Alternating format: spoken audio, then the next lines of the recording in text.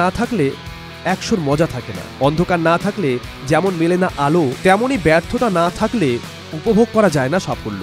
বারবার না শোনেন যারা, তাদের ভিতরে কি জেদের খরস্রোতা নদী জন্ম নেয়? এই গল্পের নায়ক যিনি, তার বয়স মেরে কেটে 23 বছর, কিন্তু ব্যর্থতা গুনতে বসলে রাত কাবার হয়ে যেতে পারে। মাত্র 30 টাকা সমতল থেকে তাকে এভারেস্টের মাথায় তুলে দিয়েছে।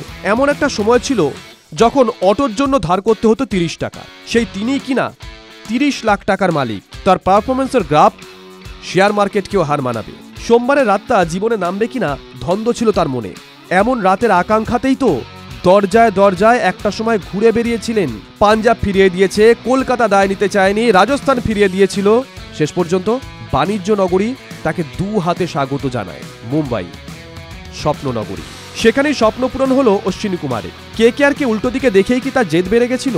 জসপ্রীত বুমরা তার আইডল, সেই বুমরাকেই এবার পায়নি মুম্বাই ইন্ডিয়ান্স। কিন্তু কি আশ্চর্য, বুমরার অভাব কিনা ঢেকে দিলেন এক তরুণ যার আইপিএল খেলার অভিজ্ঞতা নেই।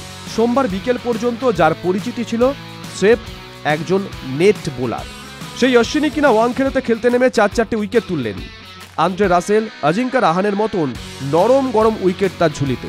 অভিষেকেই 4টি উইকেট নিয়ে তাক লাগিয়ে দিয়েছেন মোহালির ছেলে। বাবা হরকেশ কুমার সোমবারের রাতটা ভুলতে পারছেন না।